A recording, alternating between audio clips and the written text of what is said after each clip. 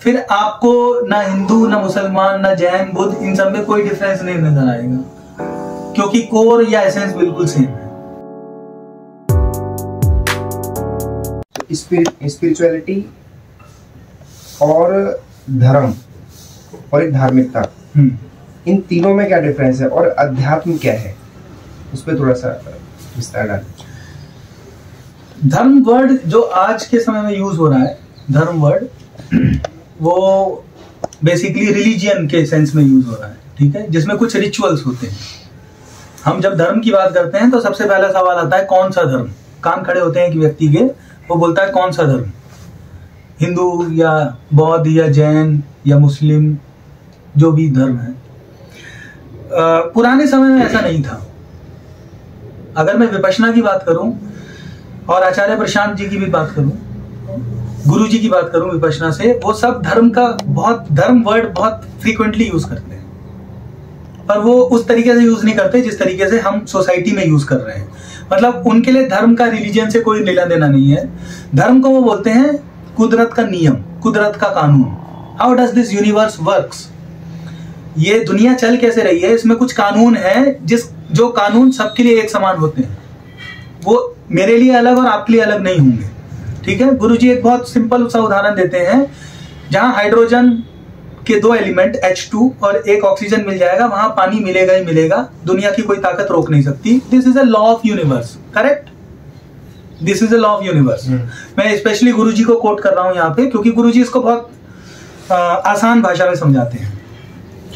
तो वो धर्म को बोलते हैं, धर्म का मतलब है लॉ ऑफ यूनिवर्स, ठीक है। अगर डीपर मीनिंग, होलिस्टिक मीनिंग जो हम बार बार बात करते हैं, किसी चीज का डीपर मीनिंग अगर हम देखना चाह रहे हैं, तो धर्म का डीपर मीनिंग है law of universe. How does this universe work. और फिर मन से संबंधित जो लॉ है उसकी गुरुजी बहुत ज्यादा बात करते हैं, क्योंकि वही हमारे काम का है।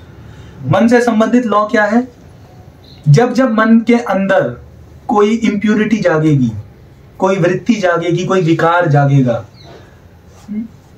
राग, द्वेष, मोह, लोभ,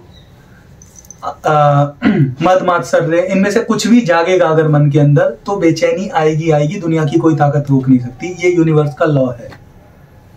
अगर आप ग्रीड जगाएंगे, फियर जगाएंगे, अगर आप अटैचमेंट रखेंगे, ये सब, इनको हम वृत्ति या विकार बोलते हैं, अगर ये मन में जागेंगे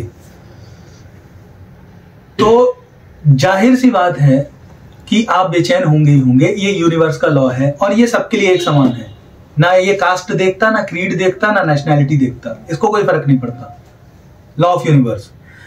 और अगर आप इस वृत्ति या विकार जो मन में जागा है उससे छुटकारा पा लेते हैं तो आपका मन शांत हो जाएगा, ये भी लॉ ऑफ यूनिवर्स है। तो जब जब मन में इंप्यूरिटी जागेगी तब मन बेचैन हो जाएगा, और जब मन की इंप्यूरिटी दूर हो जाएगी मन शांत हो जाएगा। This is the law of the universe, ये मन से रिलेटेड। तो धर्म को बेसिकली सब लोगों ने जो होलिस्टिक या डीपर डेफिनेशन है उसमें सीधे सीधे अर्थों में बहुत साफ साफ बताया है, कुदरत का कानून है, लॉ ऑफ यूनिवर्स है, इसका रिलीजन से कोई लेना देना नहीं। धार्मिकता, धर्म के हिसाब से जीवन जीना धार्मिकता हुई। इसका मतलब हम यूनिवर्स के लॉ को समझें जो सब पे एप्लीकेबल है, एक ही तरीके से एप्लीकेबल है, बदलते नहीं है। अगर उस हिसाब से हम जीवन जी रहे हैं तो जाहिर सी बात है सुख शांति का जीवन जीना शुरू कर देंगे। और अगर सुख शांति का जीवन जीना शुरू कर दिया तो एक धार्मिक जीवन हो गया, ठीक है। ये है होलिस्टिक या डीपर डेफिनेशन ऑफ धर्म और धार्मिकता। जहां तक आज के समाज की बात है उसमें धर्म का अर्थ है रिलीजियन, और रिलीजियन का अर्थ है कुछ रिचुअल्स, कुछ एक्शंस जो वो परफॉर्म करते हैं। रिचुअल्स परफॉर्म करने में कहीं कोई तकलीफ नहीं है अगर आप उससे बंधे नहीं हुए, चिपके नहीं हुए, अगर आपकी मान्यताएं नहीं है उस रिचुअल्स को लेके कि ये करने से ये होगा ही होगा और ये नहीं करने से मेरा कोई नुकसान हो जाएगा, मेरा कोई अहित हो जाएगा। प्रॉब्लम क्या है सोसाइटी में, जब आप रिचुअल फॉलो करते हैं तो वो रिचुअल्स आप इसलिए करते हैं क्योंकि आप कहते हैं कि ये करने से मुझे कुछ मिल जाएगा, या फिर ये नहीं करने से भगवान मुझे दंड देंगे, अल्लाह की कहर मुझ पे बरपेगी, या कुछ भी ऐसा, मतलब एक डर। तो एक तरीके का कुछ पाने की चाहत और एक तरीके का डर हमारे अंदर छुपा हुआ है, जिसकी वजह से हम रिलीजन के रिचुअल्स और बहुत सारी और चीजों को फॉलो करते हैं जो बहुत यूजफुल हमारे लिए बिल्कुल भी नहीं है। इसीलिए रिलीजियन और स्पिरिचुअलिटी में जमीन आसमान का अंतर है। रिलीजन और स्पिरिचुअलिटी में। धर्म की होलिस्टिक डेफिनेशन हमने देखी है ना, और धर्म की ये लिमिटेड डेफिनेशन है जिसको हम रिलीजन का नाम देते हैं। अगर हम इसका ओरिजिन देखें तो रिलीजन सिर्फ और सिर्फ इसलिए फाइंड आउट हुआ था ताकि हम ये समझ सकें कि जैसा जीवन हम लोग जी रहे हैं वो जीने लायक नहीं है। It is not up to the mark at all, है ना। उसमें दुख है, बेचैनी है, कलेश है, शांति नहीं है, और हम अपनी ग्रीड के कारण किसी को दुख देने के लिए भी तैयार हैं, किसी का नुकसान करने के लिए भी तैयार हैं, धोखा देने के लिए भी तैयार हैं, सब कुछ करने के लिए तैयार हैं। पर जब हमको ये बात समझ में आने लगती है फिर हम ये सब नहीं करते। तो रिलीजियन इसलिए स्टार्ट हुआ था कि हम ये सब समझ पाएं और एक सही जीवन जी पाएं, उसका उद्देश्य तो ये था। पर प्रॉब्लम ये होती है, जो व्यक्ति जिसको समझ आती है दुनिया की, लॉ ऑफ यूनिवर्स की, और वो एक अच्छा जीवन जीना शुरू करता है, वो बताना तो कुछ और शुरू करता है, पर उसके जाने के बाद धीरे धीरे धीरे जब कुछ साल निकलते हैं तो सब कुछ चेंज होने लगता है। ठीक है भाई, अलग अलग तरीके के व्यक्ति आते हैं तो जो बात कही है उसका मीनिंग ही तोड़ मरोड़ दिया जाता है, चेंज कर दिया जाता है। तो जो बात कही है उसका स्वरूप अगर चेंज हो गया, उसका मीनिंग चेंज हो गया, तो मीनिंग क्या हो गया? मीनिंग विकृत हो गया। अब वो यूजफुल नहीं रहा, अब वो बहुत सुपरफिशियल लेवल का मीनिंग है। तो रिलीजियन में बेसिकली यही होता है कि रिचुअल्स रह जाते हैं और कोर एसेंस जो जिसकी वजह से रिलीजियन स्टार्ट हुआ वो पीछे छूट जाता है। ह्यूमन बनना, ह्यूमन वैल्यूज होना, हम काइंडनेस, कंपैशन, लव, ये हमारे अंदर होना, ये एक बहुत प्राइमरी रिक्वायरमेंट है ह्यूमन होने की, जो पीछे छूट जाती है। उन लोगों ने यही सिखाया जिनकी वजह से धर्म शुरू हुआ, जिनको हम बोलते हैं कि these are the founders of any religion. उन लोगों ने यही सिखाया और उनकी टीचिंग्स में, कोर में, एसेंस में कुछ भी अलग नहीं है, कुछ भी अलग नहीं है। बट जब वो और लोगों के हाथ में आया, धीरे धीरे समय बीतते के साथ साथ चेंज हो गया और सुपरफिशियल और रिचुअल्स के मायने में रह गया। इसीलिए हम धर्म के नाम पे, रिलीजियन के नाम पे लड़ रहे हैं। लड़ना तो उन्होंने सिखाया नहीं किसी भी तरीके से। अगर आप रिलीजन में फंस के नहीं रह जाएंगे और अध्यात्म की तरफ जाएंगे, इन्होंने ये भी पूछा अध्यात्म क्या है, देखेंगे अभी। तो रिलीजन में फंस के नहीं रह जाएंगे तो हमको कोर एसेंस हर रिलीजन का बिल्कुल सेम नजर आएगा। ये ब्यूटी है। फिर आपको ना हिंदू, ना मुसलमान, ना जैन, बुद्ध, इन सब में कोई डिफरेंस नहीं नजर आएगा, क्योंकि कोर या एसेंस बिल्कुल सेम है। अब बात है स्पिरिचुअलिटी क्या है। रिलीजन के कोर में जो छुपा है वही स्पिरिचुअल एंगल है, वही स्पिरिचुअलिटी है। वो क्या है?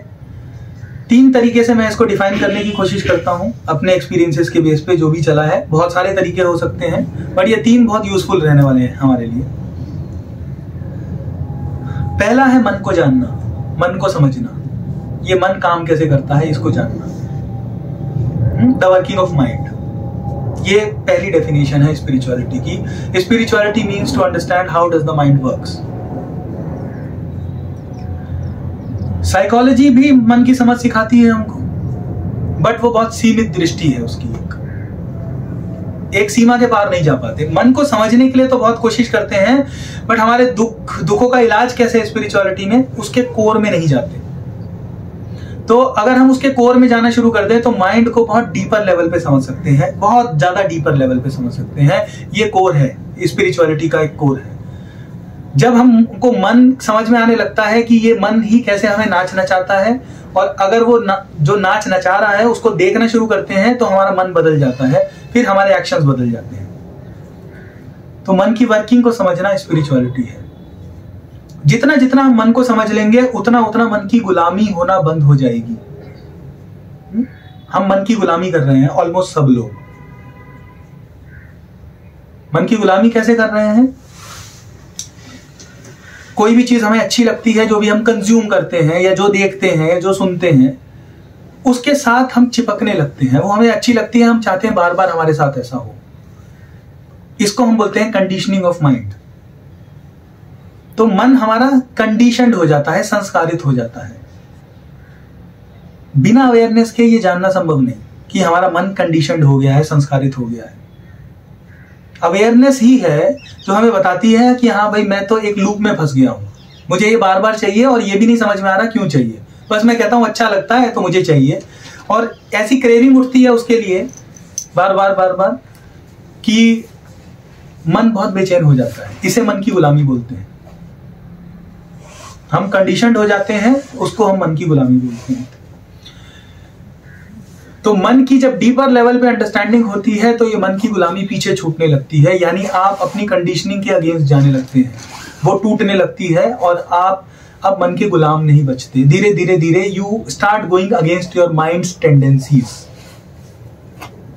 ये एक अध्यात्म का कोर है और बिना अवेयरनेस के हो नहीं पाता, जानना समझना। तो इसलिए मन को जानना एक प्राइमरी स्टेप है, अवेयरनेस के थ्रू ही मन को जाना जाता है।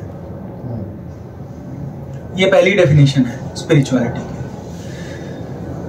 जैसे जैसे मन को जाना और जितनी जितनी वृत्तियां वीक होने लगी, जितनी जितनी टेंडेंसीज या हैबिट पैटर्न वीक होने लगे, वैसे वैसे जीवन बदलने लगता है। और जो जीवन बदलता है, मन प्योर होता है, यानी मन में सुख शांति आती है, तो वो दूसरे की मंगल कामना करता है, दूसरे का भला चाहता है। जो मेरे पास है वो मैं कैसे दूसरे के साथ शेयर कर पाऊं ताकि उसके भी दुख दूर हो, ये भाव जागता ही जागता है। ये ब्यूटी है स्पिरिचुअलिटी की, मन को जानने की, अपने संस्कारों से बाहर निकलने की, उनको तोड़ने की, ये ब्यूटी है। तो जैसे जैसे आप उससे बाहर निकलते हैं तो आपके अंदर सद्भावना जागती है, आपके अंदर पीस आएगी, आपके अंदर काइंडनेस आएगा, कंपैशन आएगा दूसरे के प्रति। और अगर कोई व्यक्ति आपके साथ बुरा भी कर रहा है तो भी आपको हेट्रेड नहीं जागेगा उसके प्रति, ये क्वालिटीज आने लगेंगी। और ये हमारे जीवन में उतरने लगेगा, यानी हमें जीवन जीने की कला आ जाएगी। So we understand how to live life. जीवन जीने की कला हम सीख जाएंगे। अध्यात्म की दूसरी डेफिनेशन ये है, art of living, how to live. अगर हम द्वेष के साथ जी रहे हैं, अपने ही मन के पैटर्न्स पे चल रहे हैं, तो हम एक इनफाइनाइट साइकिल में फंसे रहेंगे, प्लेजर और पेन की। प्लेजर और पेन की, प्लेजर मिला तो बहुत खुश हो गए, पेन मिला तो बहुत दुखी हो गए। ये एक इनफाइनाइट साइकिल है जिसमें मेजॉरिटी लोग फंसे हुए हैं। तो जब ये समझ में आने लगता है तो उस साइकिल से बाहर निकलने लगे और जीवन में उतरने लगा ये सब, यानी हमको जीना आ गया, अब सही जीवन जी रहे हैं, आर्ट ऑफ लिविंग। ये दूसरी डेफिनेशन है स्पिरिचुअलिटी। एक तीसरा और डेफिनेशन है, वो थोड़ी सी ज्यादा डीपर है और वो बहुत बाद में इंप्लीमेंट होती है या पिक्चर में आती है।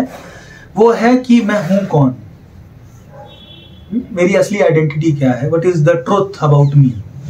मैं अपने बारे में जो कुछ भी जानता हूं, समझता हूं, क्या मैं वो हूं या मैं कुछ और हूं, इसके बारे में जानना, अपनी ट्रुथ या अपनी रियल आइडेंटिटी के बारे में जानना, ये अध्यात्म है। Who am I is one of the biggest questions in the spiritual domain.